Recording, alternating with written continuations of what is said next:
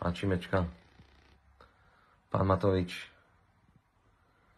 pani Čaputová, pani Hanzelová, pani Dybáková, pán Kovačič, stránky Ako zomri, milé RTVS, Markíza Jojka. Vlastne všetci hajzli, pometení, uchyláci a liberálne špiny. Vy ste chodili rumazgať a teatrálne klásť vence kvôli Martine a Jánovi. A ja sa vás teraz, vy špinavé kurvy, pýtam. Kam ste dotlačili spoločnosť? Keď vaši voliči, pretože dneska som pozeral rozhovor s Vášariovou, ktorá povedala, že voliči Smeru sú spodina. Ale vaši voliči a vaši odchovanci, vaši voliči, u nich sa nakumulovala, viete, čo sa nakumulovalo u nich? Nenávisť. To, čoho máte vyplné papule. Nenávisť. A viete, kam vyústila? Že dneska postrelili jedného z najvyšších ústavných činiteľov. Postrelili.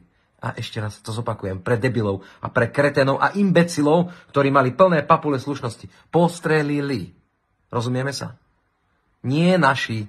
Nie ľudia, ktorí boli protestovať proti pandemickým opatreniam, ktorí sa vešali na plot, ktorí kričali, že chcú kurva normálne robiť a žiť.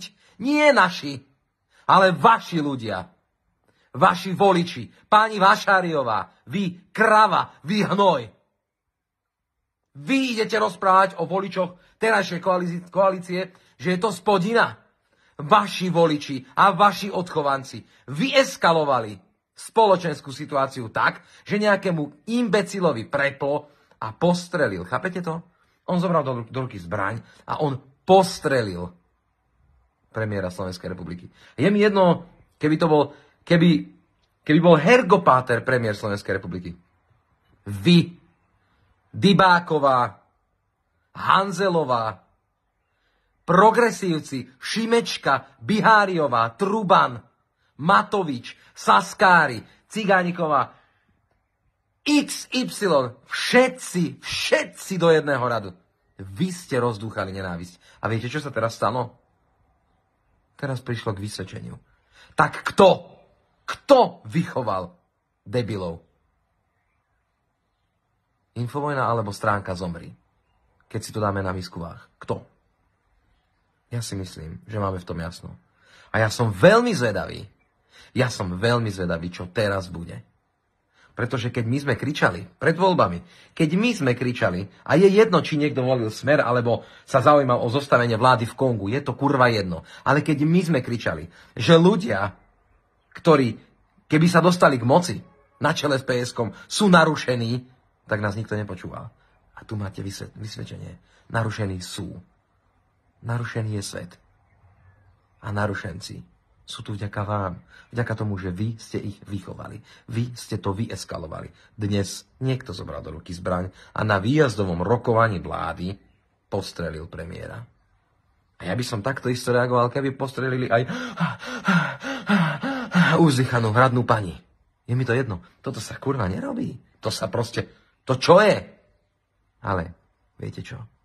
Už držte papule o nenávisti. Už držte písky o slušnosti. Lebo vy ste vychovali to, čo dnes zobralo do ruky zbraň a postrelilo premiéra.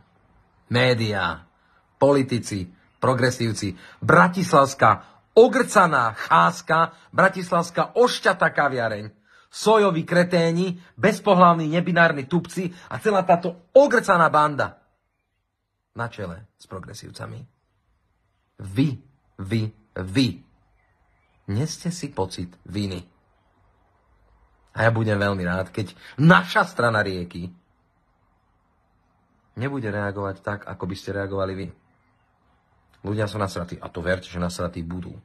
Lebo ja si myslím, a ja dúfam, a ja pevne verím, a budem sa modliť, že takýmto debilom a tomuto vášmu ogrcanému systému, vyjadrovaniu a celému tomuto progresívnemu hnoju už dneska odzvonilo. Posrali ste to. Teraz ste to už posrali. Pani Vášáriová, vy, ktorá vykrikujete, že voliči Smeru a voliči terajšej koalície alebo jednej z koaličných strán sú spodina. Nie, pani Vášáriová, nie. Vy ste ten najväčší, najhnusnejší a najodpornejší hnoj, aký v dejinách tejto krajiny existuje. S vašimi vyjadreniami. Pretože viete čo? Poviedli k tomu, čo sa dneska stalo. Som zvedavý. Kuknite si správy večer. Arrivederci.